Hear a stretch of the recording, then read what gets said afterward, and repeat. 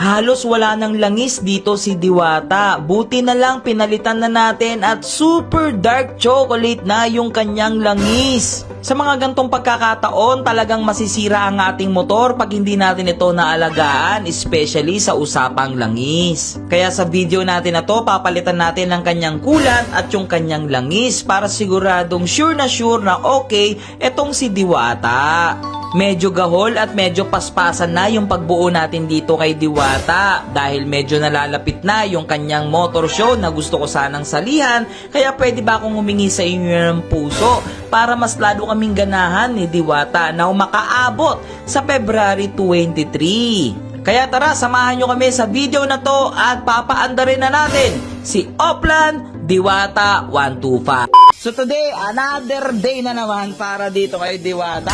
So para dito ngayon sa araw na to, pinapabuo na natin kay Kuya Russell yung ating mga wirings kasi medyo hindi ko kabisado ang wirings ng FI. Ang mga kabisado ko kasing motor talaga, yung mga carb type pa, medyo old school ako. Eh buti na lang nandito si Kuya Russell, updated. Siyempre mekaniko yan, so updated siya. So ngayon binabaklas niya yung ating radiator. Tapos papasilip ko na rin sa kanya kung kailangan ba nating pinturahan yung magneto. Yan. So ito yung stock ng radiator ng ating motor. Ng click. Tumutulo-tulo pa oh. Ng click. Tapos kukunin ko lang muna yung ating radiator. So may radiator tayo mula kay Race Power. Siyempre Race Power. Baka Race Power yan. So kakagising ko lang. Pasensya na kayo. Kakagising ko lang. So like what I said, kailangan nating paspasan si Diwata. Dahil ilang araw na lang, motor show na ulit ni Lucy sa 23. Kaya wala si Lucy dito sa bahay. Nandun na siya sa Paranaque, sa 01 Moto. Nandun siya nakaparada. So itatry nating may habol si Diwata sa motor show. Kung gusto nyo makasali sa motor show si Diwata, baka naman. Puso naman dyan. Puso. So syempre, kaya sila nung advantage ng nagpapalit ng radiator. Gastos lang ba? Gastos lang ba ito? Gastos, saka pan. At maganda rin sa makina. Yan. Kasi ang gaan no? Asan yung stock Kuya Russell? Ang liit na lang niya, ang bigat. Itong gaan, ang laki. Tsaka tingnan mo yung diferensya. Ng stock, tsaka ng alloy. Tapos, mas pogi pag alloy, no Kuya Russell, no? Branding, Race Power. Race Power. Taka, lalaki na ng ano, huso. Ganyan man yan, Kuya Russell. Pinabibiling magandang takip eh, no? O, kaya na ni Kuya Russell yan. Ito pa ang isang problema, hindi ako marunong mag-bleed ng coolant. Kasi para tong ano, Kuya Russell, eh, no? Yung sa preno, kalang walang hangin, no? So, si Kuya Russell, buti nandito. So, double check natin kung pang-click ito. Mamaya hindi pang-click. PCX, Honda Click. So, pwede siya sa 150 and sa 125. Meron din silang pang PCX, meron din silang pang Aerox, meron din silang pang NMAX, meron din silang pang Raider 150. Marami. Tapos meron silang no anodize. So pag ibig sabihin ng no anodize, silver lang siya. So yung naka-anodize, may kulay. Pero ang available na kulay lang ata is gold. Pero ako recommend ko sa inyo silver na lang. Okay, Russell? Pagdating kasi sa mga ganyan, natutunaw yan eh. Nag-iiba kulay, katagalan, sa init. So titingnan nyo yung tindig. So balikan ko kayo. Ay, by the way, so may mga natira pa dito ang Valvoline. Nabigay sa atin ang Valvoline. Like what I said, pamimigay ko sa inyo sa lahat na magko-comment. Like, comment, and share ng video natin para mapadala natin yung mga Valvoline. So far, may 3 ng winners ng Valvoline. Ito na lang yung natira sa akin. Isa pang kotse na gusto, or may jeep, or gusto nyo sponsoran yung mga nanay nyo, tatay nyo. Malay nyo, di ba? Manalo kayo. Valvoline pang auto. Tapos, isang langis na lang. Yan. So ito, gagamitin natin for coolant. Para sa radiator natin, palit tayo ng coolant. Tapos, syempre, change oil na rin tayo. So, Valvoline, ayan, baka naman, Valvoline. So, para sa magla-like, comment, and share, itong dalawang to, reserve ko na to para sa inyo. Valvoline yung gagamitin natin, Valvoline for the coolant. So, si Kuya Russell na nagsabi. Kasi itong Valvoline natin na coolant is for kotse. Eh, sabi ni Kuya Russell, mas maganda daw talaga pang kotse, mas mabilis daw lumamig. Eh, magtiwala tayo sa mekaniko. Pwede boss sure ko. Russell sure ka Kuya Russell Tsaka ang ganda ng kulay, pulay Lalagyan na sa radiator natin yan. Kulay pink, ang ganda ng kulay. Solid na solid boss Pink. Sakto kaya yan Kuya Russell, kulang pa yung ano natin. Sobra pa nga. By the way, habang inaayos yung radiator natin, nag-cut na kasi tayo nagpahinga ako So ito, tingnan nyo yung ano natin, front shock natin. Magic lowered na. Magic lowered na yung boss. Oh, magic lowered na. Ayun, liit no. Eh, kahapon yan, laki niyan. Wait lang, ito na, the moment of truth. Kung aandar ba?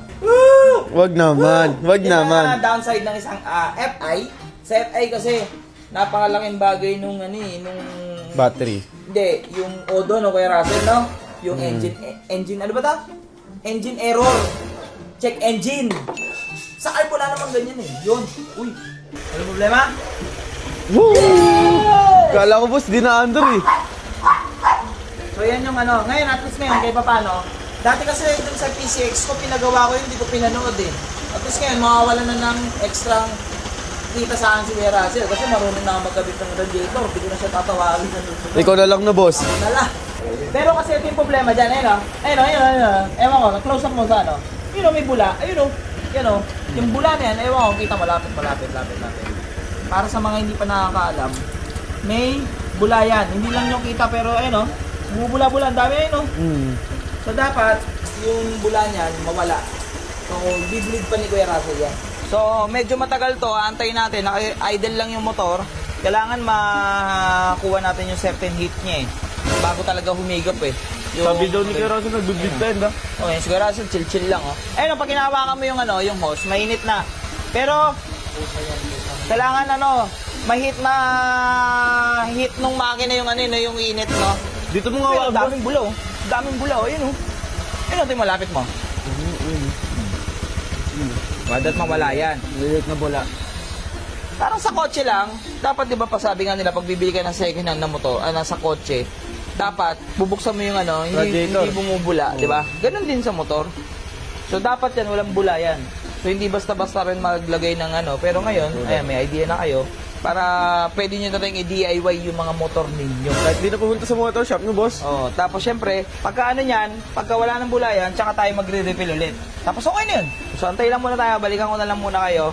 Tapos excited na rin akong itry si Diwata kung umaandar na siya. So, syempre, hindi naman natin alam kung kailan ba change oil yan. Ay!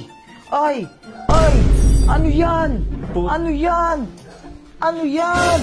Chocolate. What is that? Chocolate yan boss. Wow! Ang daming langis! Ba't ganyan yung langis niyan? Buti na lang pala, naisipan ko i-change oil. May 1 litro ba yan, Russell? Ha? Wala na. Wow!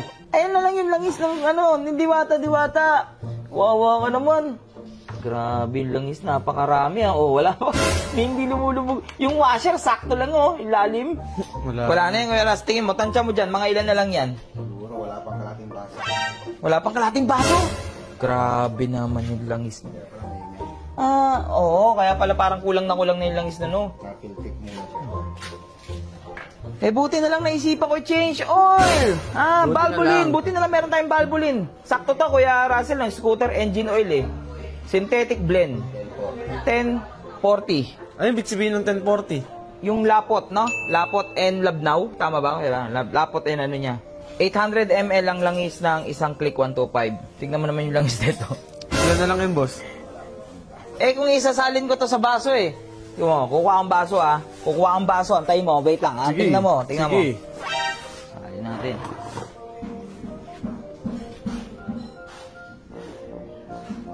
Puno pa ka Puno pa. Madami pa, boss. Madami pa para sa'yo to sa motor na to? Sa Kung ikaw tao, ganito na lang ang dugo mo, makakagalaw ka pa ba? Ang langis dugo ng motor. Kaya importante yun. Yan. Kailangan pala yun. Salinan na natin. Ilan to, Kuya Russell? 1 liter. So magtitira ka dito, ilalagay mo na 1 liter lahat. 200. Mawawala na siguro yung lagatik niya, no? Mababawasan. Sabi ni Diwata, sarap!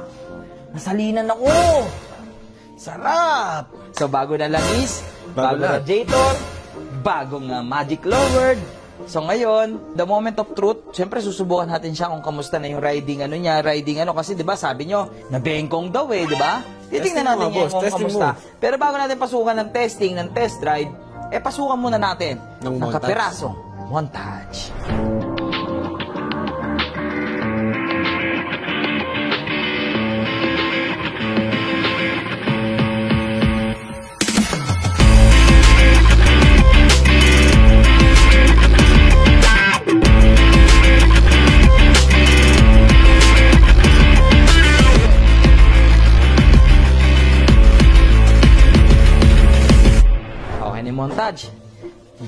Tingnan natin. Medyo mahirap lang to i-testing kasi walang upuan. Wala pang upuan eh. Pero kaya. Mukhang aandar yung bus ah. Uy! Wala muna ang preno sa harap. Walang preno sa harap. Sa likod lang muna. Likod lang. Testing. Yes.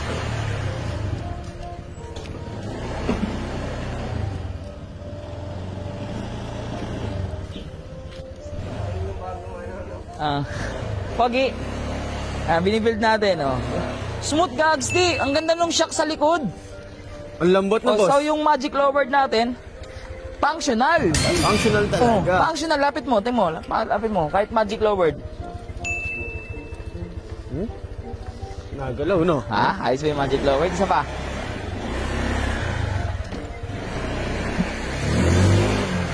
Lakas sumatok. Pwede.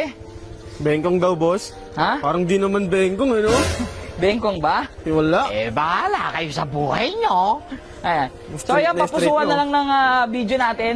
Kung tingin nyo, deserve na kaya ni Diwata or aabot kaya si Diwata sa February 23 sa motor show ni Lucy.